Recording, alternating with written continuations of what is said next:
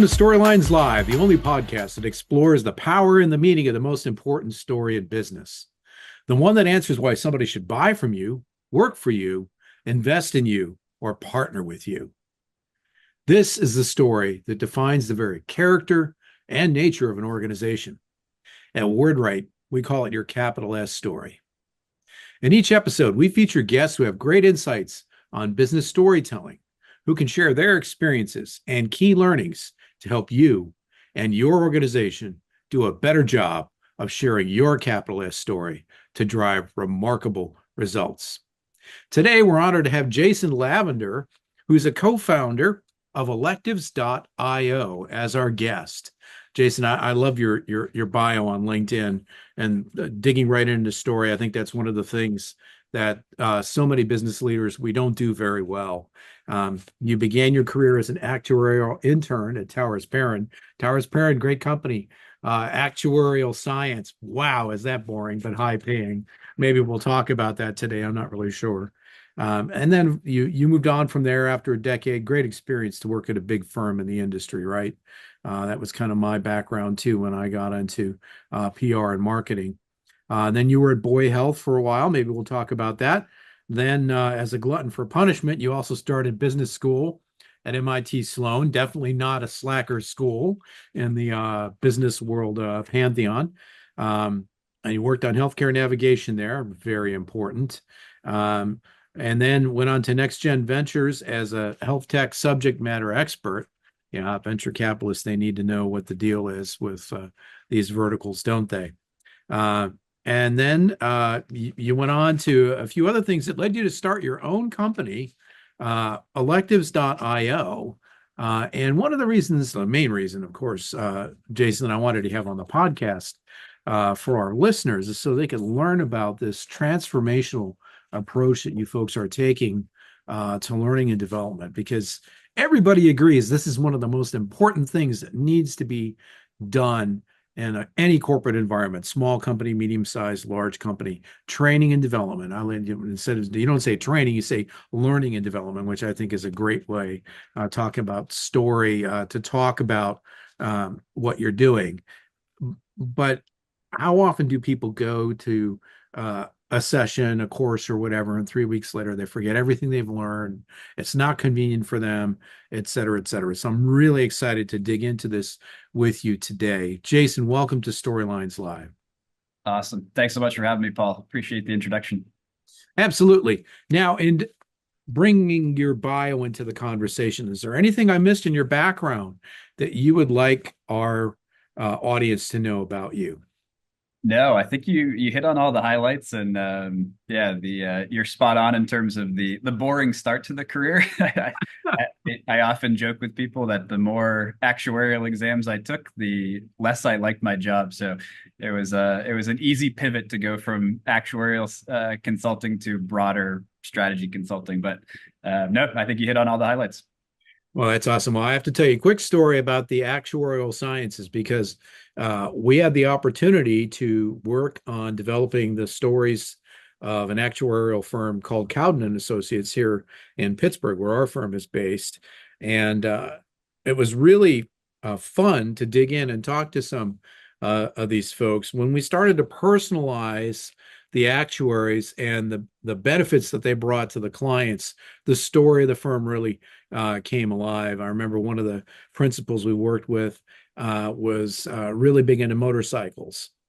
And so he really understood speed and risk, but also before he completed college and became an actuary, he served in the U.S. Air Force and in the Missile Command. And he was the guy who had his finger on the button if the president, whoever, called down and said, "Uh-oh, time to launch the missile." And, that really resonated with clients to know that this person who was highly trained and skilled in actuarial science was not the kind of person to just push the button at random, right? Yeah. So that's really a great thing.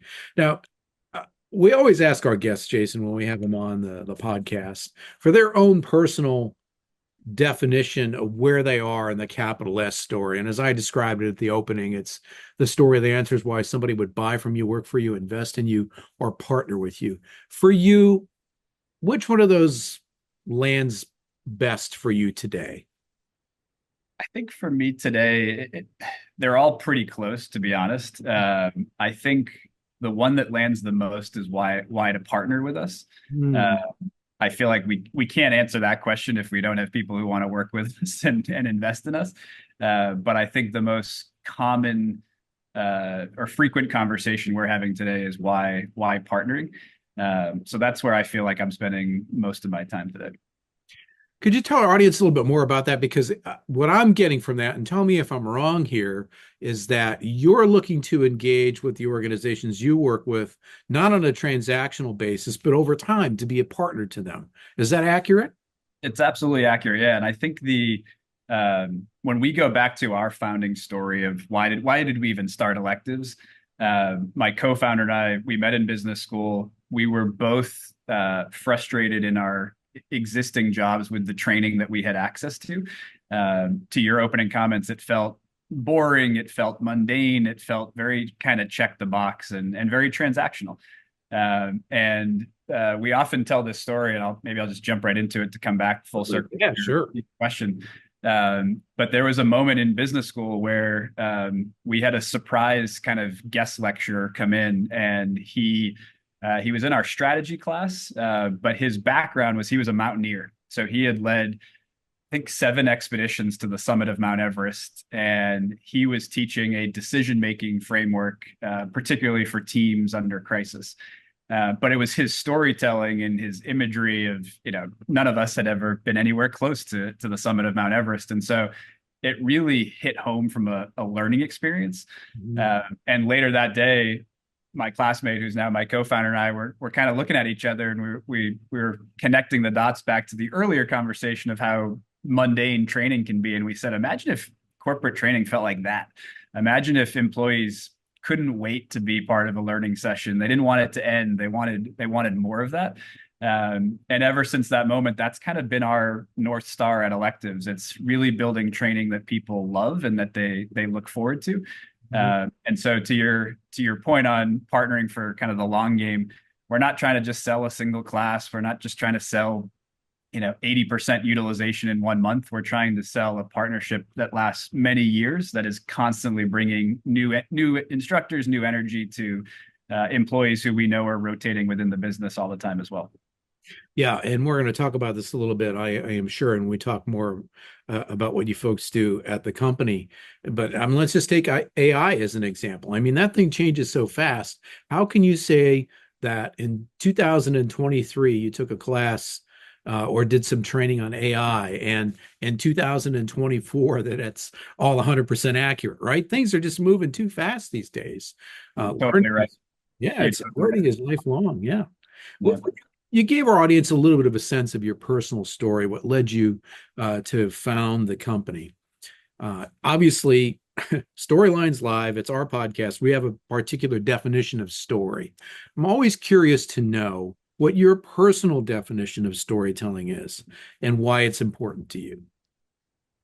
It's a great question. I think I would define storytelling less of a one way and more of a two-way conversation that engages people in an important topic. Yes. I think it's subtly different than teaching. I think there's a lot of teaching that is done through storytelling, but I think there's also a lot of selling that's done through storytelling and a lot of other things that are done through storytelling.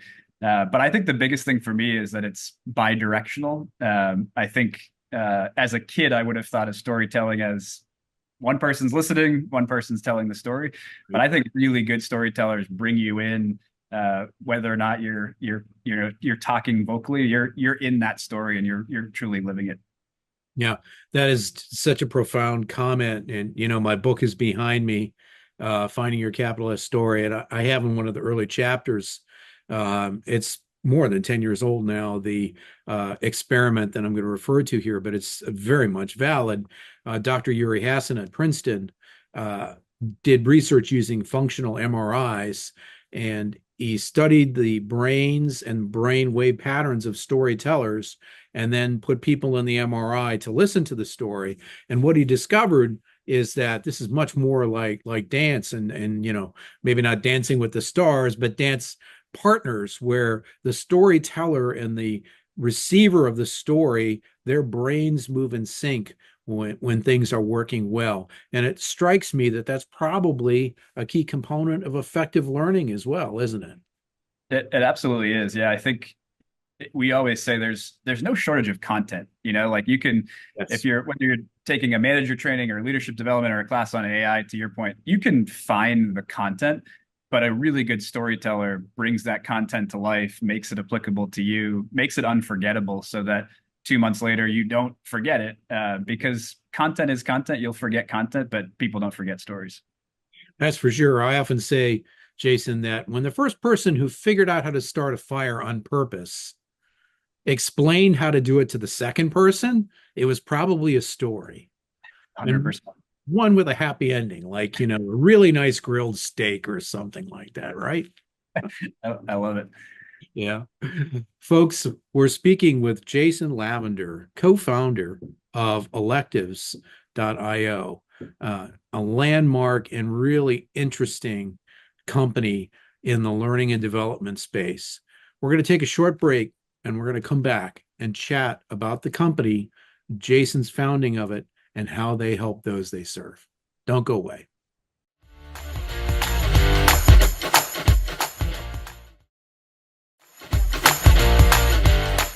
Hi, folks. Thanks for being with us for this episode of Storylines Live, the only podcast that explores the power and the meaning of the most important story in business, the one that answers why somebody should buy from you, work for you, invest in you, or partner with you. In this episode, we're honored to have the co founder and CEO of Electives, Jason Lavender, with us. Jason, for our listeners, can you give us a sense of how do you serve the people in the organizations that you folks work with? Absolutely. So I would say most of our clients tend to be HR, chief people officers, heads of L&D. And the most common thing we hear from our customers is they're on very lean people teams. So it's usually like a people or HR team of one or two. And they just don't have the bandwidth to do all of the things that they want to do. One of those things is roll out corporate training. And so there gets to be this kind of fork in the road for these lean people teams. And that fork is usually, do I create content in-house or do I curate content outside of the house? And our kind of hypothesis around the future of learning at work is more and more companies will curate content instead of create content. The reason why we think that is exactly to your point, Paul, around Mm-hmm. the pace of so much learning, whether it's AI or management styles or leadership development. It's incredibly hard to actually keep pace with that as a really lean people team. So to be creating new AI content, as an example, every single month, then all of a sudden you can't create manager training or anything else. And so we've found kind of the best people teams partner with us to curate all of that content for them. And then we deliver training live, but over Zoom, so in a virtual environment. So this is one of the things that I think is really interesting about what you folks do. Um, Historically, training is delivered either on site or off site, but usually in person, right? The way you folks are doing it, I was reading the LinkedIn description for the company. 100 classes delivered live, obviously, as you said, delivered over Zoom or Teams or whatever somebody may want to use. Tell our audience a little bit about that. That seems to me maybe to be something that was aided by COVID or maybe, caused by COVID, but it seems like such an obvious breakthrough. Yeah, absolutely. I think the evolution just at a really high level that we saw in the corporate training space was, 2 or 3 decades ago, it was very much to your point, classroom training. So it was everybody fly to a location, spend 2 or 3 days and learn together. And it's highly engaging, it's impactful, but it's very expensive. And you can't get all the people that you want to be there depending on kind of geographic constraints. So I think the next evolution was a lot of kind of pre-recorded e-learning. And the problem that those companies were trying to solve were improving access. So how do we make sure more people can access the learning instead of the 20 people who we all flew in for on-site? The problem that started to open up was the engagement challenge. So people weren't watching, those videos as much as companies wanted them to, and so they were the term that we started hearing was shelfware. Like Oh, instead of wow. software, it sat on the shelf. And so I 100% agree that I think the pandemic and just companies moving to a remote hybrid workforce in general was a really nice tailwind to finally say, we know live learning works. We've known that for thousands of years, whether it was school or corporate training. However, if we can do it in a virtual environment, gosh, we can reach so many more people. And so when we first started the company, there was this real strong desire to just make virtual live learning more accessible to more people. And that, I think opened up significantly in end of 2020, 2021, to a point where I remember we had some conversations with partners and they said, yes, we want to solve the learning box, but we actually just want to solve the connection box as well. And there was a lot of folks who said, like, I don't want to do another Zoom happy hour, Zoom trivia night. It was forced, but I do want my team to be together and interacting and being in breakout rooms. So learning became this kind of nice combo where you can develop people, but you can also connect people in a meaningful way. Oh, that's great. That is, I think that's really a big breakthrough. Now, this is just me asking, but I would suspect that, like a lot of things in life, there are principles that come with leading people, other aspects of the training and learning that you might offer that could be considered core curriculum. So, I mean, is that what you folks have basically, or is all the training you do customized to every company from So scratch?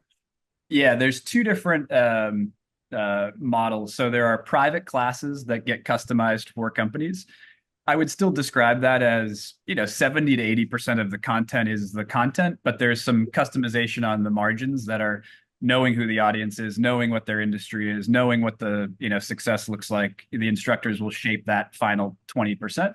And then there's what we call electives membership classes, which is really bringing employees from all of our different partners together to take classes in a live setting. Because of the nature and format of that, those are not customized because there's people coming from so many different organizations. But that's the typical kind of breakdown. What we don't do is we don't do compliance training, and we don't do very niche industry specific training. So if we're working with a biotech company, we'll do kind of the soft skills, power skills types of trainings, but we're not going to do any biotech specific type of training. Right. So if there's, for instance, in biotech, FDA considerations to certain aspects, you're not going to get into that. Exactly. That makes perfect sense. Jason, what brings you the most satisfaction in the work that you do? That's a great question. I think for me, so I have kind of a weekly ritual on Friday afternoons. I log into our platform and I just review learner testimonials from the week. Uh, And I think that just makes everything feel real. You kind of see all the numbers and quantitative data throughout the week, whether it's revenue or NPS data or whatever the metric may be. But when you start to read the qualitative comments, that really brings just a ton of joy for me. And it really doesn't matter what the class topic is. There's class topics that sometimes feel mundane, but they unlock something yes. incredibly meaningful, either personally or professionally for that employee. And every once in a while, you'll see a comment that's like, I want to bring my, son or daughter to the next class, which Oh, in my experience, I've never experienced a corporate training where I would typically subject anyone to it. And so the fact that they want to bring, family members or friends into that learning space, is just such a positive signal that they got a lot out of it and they want others to as well. that leads me to ask, Jason, can you just give our audience a sense of some of the class topics? I'm sure people are wondering, well, what kind of a class? It's not accounting management 101, or I'm making that up. Obviously, you probably don't teach that at all. But what sort of topics are you teaching? Yeah, yeah. So there's over 530 classes on the platform. Oh, Again, they're all delivered live, and the really broad umbrella term that we often use is kind of power skills or human skills. So Mhm. the subcategories that we think about are manager training, so effective feedback, accountability, delegation, things to just help you be a manager in 2024. There's leadership development classes, there's AI prompt engineering classes, there's design thinking classes, there's well-being classes, there's inclusive leadership classes. So there's quite the range of content. I think other than the compliance and the industry training, the two things that we don't do. The other thing I often say we don't do is like really tactical, how to use Microsoft Excel or something like Right. that. Uh, Yes. and the reason being is we haven't found an instructor who can teach that in a way that is truly unforgettable, and so it doesn't feel like it fits the electives model. So yeah, wide range of classes, and then our instructors themselves are, former astronauts, former Olympians, Broadway Oh, performers, C-suite executives, a really wide range of people, and part of that was very intentional in the sense that we think employees show up to learn from people who are kind of outside of their daily orbit. And so we truly want to bring people who they may not have the opportunity to learn from, during their 9 to 5. But during an electives class, they can learn a new perspective on management or leadership from a really unique perspective. that's pretty awesome. Can you share a success story or two for the audience? No need to use names if you don't feel comfortable doing that, but just to kind of give people a sense of what's achievable. Yeah. One that's maybe there's kind of two that just are recent top of mind. So one was a smaller organization. They were about 100 employees, and they had no training and development at all at the company. And so they kind of grew from 20 to 50 to 70 to 100. Obviously, HR was doing a million other things. And so they got to that point where it was content creation or content curation. And like most companies, they did a focus group and employee engagement survey. And I remember the CHRO came back to me and said, "Here's the list of skills that we need to be competitive." And the list of skills was about 65 long. Oh, And so we said, all right, well, content creation, I think, is off the table. We cannot do that. And so we enrolled the entire company into that electives membership product. And within weeks, they had 50 to 75 live learning hours every few weeks. And so they really went from zero to a significant amount of development. And the best part was they could kind of put, salespeople in these classes and managers in these classes and new hires in these classes. And so that CHRO could look at the dashboard and just kind of use that as mission control and say, this is working great. Let's adjust these parts. But all with very, little work on their team. So that one certainly comes to mind. There's others that, do like week-long learning summits that always just get exciting feedback because it's such a commitment from the company. sure. And a variety of others. But that one, just going zero to such a significant lift was awesome to see. So you said a few things just now in the midst of sharing that great story that I think our audience would be interested in. So primarily you folks are working with organizations and chief people officers or human resources people, correct? Correct. And you also mentioned, Jason, a dashboard. And I really didn't dwell on this in my questions with you, and I want our audience to understand. So a big part of the benefit of working with you is you folks essentially have a platform, right, where everything is measured and tracked. Can you talk about that just a little bit? Yeah, absolutely. So we think of kind of the live classes as the core, but there's so much to do before and so much to do after. And so beforehand, one of the things that we always joke is when we show the platform, we say, look, there's 530 classes, and there's kind of two emotions that come back. Wow, this is cool, and wow, this is overwhelming. And Yes. so on the front end, we provide all kinds of tools and resources to just help the business say, these are my goals, these are my employees. What's the best learning program that I should be bringing to my team? And so we actually help them roll out a strategy and a program.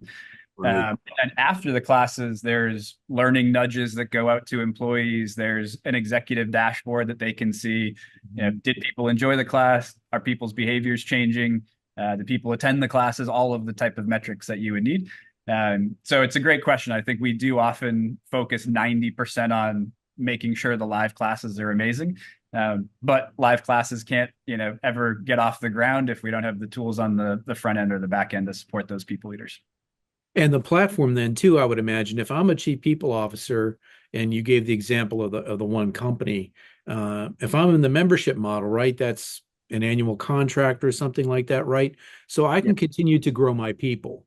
If I absolutely. bring somebody in who has 2 years of experience and they take A, B, and C classes, if they continue to work with you, at 5 years in, their needs might be different, and there could be classes for them at that point too, right? Absolutely. Yeah. So every month in that membership program, we offer new classes, new instructors. So there is always kind of fresh content. There's definitely some classes that everybody's like, can you offer that again? Can you offer that again? And we'll drop it in, sprinkle it in future months.